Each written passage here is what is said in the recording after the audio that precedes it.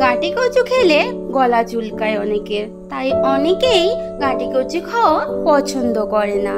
কিন্তু আমি আজকের যেভাবে বানাবো এবং কিছু কিছু টিপস বলবো, সেই অনুযায়ী যদি তোমরা করো তাহলে কিন্তু কোনোদিন আর গলা চুলকাবে না।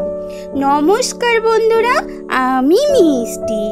আমার মিষ্টি মন চ্যানেলে আমার কাছের এবং দূরের সকল বন্ধুদের সুস্বাগত। আজকের আমি এসেছি গাঁটি কচুর একটা সম্পূর্ণ নিরামিষ রেসিপি নিয়ে, যেটা কি না ভাত রুটির সাথে অনায়াসেই খেতে পারো তোমরা। এই কচু রান্নার যার স্বাদ মাংসের স্বাদকেও হার মানাবে। তাহলে তোমরা দেখতে থাকো। এই ইউনিক গাঁটি কচু রেসিপি বানানোর জন্য আমি দেখো কচুগুলোকে ছালগুলো ভালো করে ছুলে নিয়ে আমি দুভাগে ভাগ করে কেটে নিয়েছি। ভালো করে পরিষ্কার করে ধুয়ে জল ঝরিয়ে রেখে দিয়েছি। এদিকে আছে ফোড়নের জন্য এলাচ, গোটা গরম মশলা, শুকনো লঙ্কা, কালো জিরে, সাদা জিরে, আর আছে সর্ষের তেল। এই রান্নাটা পুরোটাই আমি সর্ষের তেলে করব। এদিকে আমি একটু টক দই নিয়ে নিয়েছি। তোমরা এর জায়গায় আমচুর পাউডার বা পাতিলেবুও নিতে পারো। এদিকে আছে টমেটো কুচি, কাঁচা লঙ্কা, আছে আদা কুচনো, এদিকে আছে বেসন, আর এদিকে দেখো লবণ, হলদি পাউডার, ধনিয়া পাউডার, জিরা পাউডার, লাল লঙ্কা গুঁড়ো, আর আছে কাশ্মীরি রেড চিলি পাউডার। এইবারে স্টেপ বাই স্টেপ তোমরা দেখতে থাকো। গাঁটি কচুগুলোকে একটা প্লেটের মধ্যে নিয়ে নিলাম। এইবার একে একে এর মধ্যে মেশাবো স্বাদ মতো লবণ, হাফ টিস্পুন মতো হলদি পাউডার, হাফ টিস্পুন মতো কাশ্মীরি রেড চিলি পাউডার, লাল লঙ্কা গুঁড়ো, জিরা পাউডার, ধনিয়া পাউডার, আর দিলাম 2 চামচ মতো টক দই। তোমরা এই জায়গাতে আমচুর পাউডার বা পাতিলেবুর রস ইউজ করতে পারো।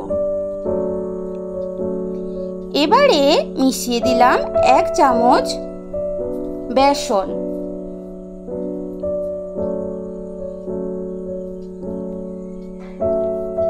সব শেষে দিলাম সর্ষের তেল।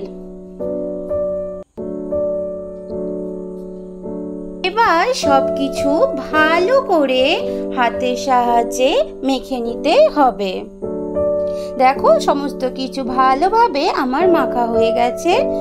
এখানে টক দইটা আমি ইউজ করেছি এই কারণে, কারণ অনেকেরই গাঁটি কচু খাওয়ার পরে গলাটা চুলকাতে শুরু করে, তাই টক দইটা আমি এখানে দিয়েছি যাতে গলাটা না চুলকায়। এই জন্য তোমরা পাতিলেবু রসও দিতে পারো। এবারে আমি ম্যারিনেট করে আধা ঘন্টা মতো রেখে দেব। গাঁটি কচুগুলো একদিকে ম্যারিনেট করার জন্য রেখে দিলাম। এদিকে আদা কুচনো, কাঁচা লঙ্কা আর টমেটো একসাথে আমি একটা পেস্ট বানিয়ে নেব। এবার নেক্সট স্টেপে চলে যাচ্ছি। গ্যাসের মধ্যে কড়াই বসিয়ে হোয়াইট অয়েল দিয়ে দিয়েছিলাম। দেখো তেলটাকে কড়াইয়ের চারদিকে একটু ভালো করে ঘুরিয়ে ঘুরিয়ে লাগিয়ে দিলাম। তেলটাও গরম হয়ে গেছে। এইবারে ম্যারিনেট করা গাঁটি কচুগুলো তেলের মধ্যে এবার ছেড়ে দেব, ভালো করে লাল লাল করে ভেজে নেওয়ার জন্য। এই সময় গ্যাসের ভলিউমটা একটু হাইতে রাখতে হবে। লোতে রাখলে কিন্তু কচুগুলো গায়ে গায়ে আরো বেশি হয়ে লেগে যাবে, ভালো হয়ে ভাজা হবে না।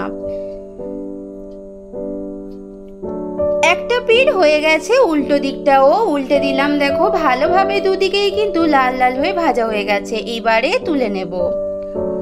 একই রকম ভাবে পরবর্তী যে গাঁটি কচুগুলো আমার বেঁচে ছিল ওইগুলোও তেলের মধ্যে ছেড়ে দিলাম। ওইগুলোও একই রকম ভাবে লাল লাল করে ভেজে নেব। এই দেখো সমস্ত গাঁটি কচুগুলো আমার লাল লাল হয়ে ভাজা হয়ে গেছে। আমি সবকিছু তুলে নিয়েছি। এইবারে নেক্সট স্টেপে চলে যাব। কিছুটা পরিমাণ তেল কমিয়ে নিলাম। এবারে ওই তেলের মধ্যেই দিয়ে দেব ফোড়ন, গোটা গরম মশলা, শুকনো লঙ্কা, সাদা জিরে আর কালো জিরে। সব কিছু একসাথে ভালো করে তেলের মধ্যে ভেজে নিতে হবে, যতক্ষণ না একটা সুন্দর ভাজা স্মেল আসে ততক্ষণ অবধি। ফোড়ন টমেটোগুলো ভালোভাবেই ভাজা হয়ে গেছে, একটা সুন্দর স্মেলও আসছে। এইবারে যে মশলা পেস্টটা আমি বানিয়ে রেখেছিলাম ওটা এবার আমি অ্যাড করে দিলাম। সমস্ত মশলাটা এবার তেলের সাথে ভালো করে মিশিয়ে নিতে হবে। এই মশলার মধ্যে ছিল আদা, কাঁচা লঙ্কা আর টমেটো। সব কিছু ভালো করে মিশিয়ে নিয়ে কষিয়ে নিতে হবে যতক্ষণ না কাঁচা স্মেলটা মশলার চলে যায়। ভালোভাবে মশলাটা কষানো হয়ে গেছে। এইবারে অ্যাড করে দেব হলদি powder, Kashmiri red chilli powder, লাল লঙ্কা পাউডার,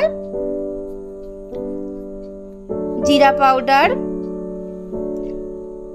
ধনিয়া পাউডার।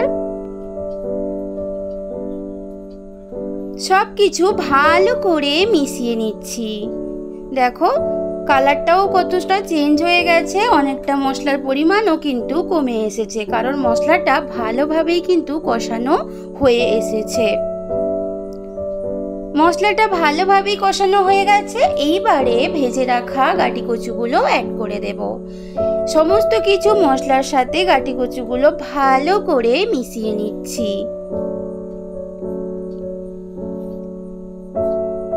ভালোভাবেই কিন্তু মশলার সাথে গাটি কচুগুলো কষানো হয়ে গেছে।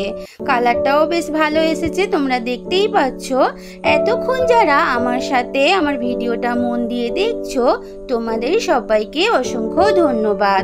তোমরা এইভাবে আমার পাশে থেকো এবং আমার ভিডিওগুলো মন দিয়ে দেখো। কষানো আমার হয়ে গেছে। এইবারে মিক্সিতে মশলা ধোয়া জল ছিল, তার সাথে আরও একটু অল্প জল মিশিয়ে সেটা এবার অ্যাড করে দিলাম। দিয়ে সব কিছু ভালো করে মিশিয়ে নিচ্ছি। এইভাবে কষাতে কষাতে কিন্তু গাটি কচুটা আমার ভালোভাবেই কিন্তু সেদ্ধ হয়ে গেছে। এবারে একটুখানি মিষ্টি অ্যাড করে দিলাম। নিরামিষ তরকারিতে একটু মিষ্টি দিলে কিন্তু ভালোই টেস্টি লাগে। তোমাদের যদি ভালো না লাগে তাহলে দিও না। এবারে দিলাম একটু ধনেপাতা কুচি। এই রান্নাতে ধনেপাতা কুচি কিন্তু টেস্টটাকে আরও বাড়িয়ে দেয়, এর ফ্লেভারটা। এবার সব কিছু ভালোভাবে মিশিয়ে নিচ্ছি। রান্নাটা কিন্তু আমার অলমোস্ট কমপ্লিট হয়ে গেছে। ভালোভাবেই মাখো মাখো হয়ে গেছে। রান্নাটা আমার যেমন দরকার তেমনই কিন্তু হয়েছে।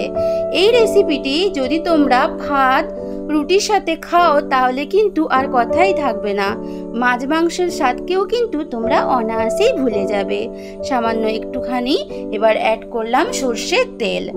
এই রান্নাতে সর্ষের তেলটা কিন্তু কাঁচা অবশ্যই দিতে হবে, এটা রান্নার টেস্টটাকে আরও দ্বিগুণ করে দেয়।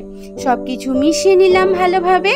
গাটি কচুর ইউনিক রেসিপি একদম রেডি। আমি সার্ভ করে নিয়ে ফিরে আসছি। সম্পূর্ণ নিরামিষ একটা গাটি কচু রেসিপি একদম কিন্তু রেডি হয়ে গেছে। আমি সার্ভ করে নিচ্ছি। রেসিপিটি যতটাই হয়েছে কালারফুল, খেতেও কিন্তু ঠিক ততটাই ডেলিশিয়াস। আমার আজকের এই রেসিপিটি যদি তোমাদের ভালো লাগে অবশ্যই একটা লাইক করো, কমেন্ট করো। আর একটা নিরামিষের দিনে এরকম যদি একটা রেসিপি তোমরা দুপুরবেলা গরম ভাতের সাথে পেয়ে যাও তাহলে কিন্তু মাছ মাংসের স্বাদকেও তোমরা অনায়াসেই ভুলে যাবে। আমার আজকের এই রেসিপি যদি ভালো লাগে অবশ্যই আমার চ্যানেলকে সাবস্ক্রাইব করে নিয়ে আমার পাশে থেকো আর বেল আইকন অবশ্যই প্রেস করো। তাহলে বন্ধুরা আজকের মতো বিদায় নিলাম। তোমরা সবাই ভালো থেকো, সুখে থেকো, হাসতে থেকো। টাটা।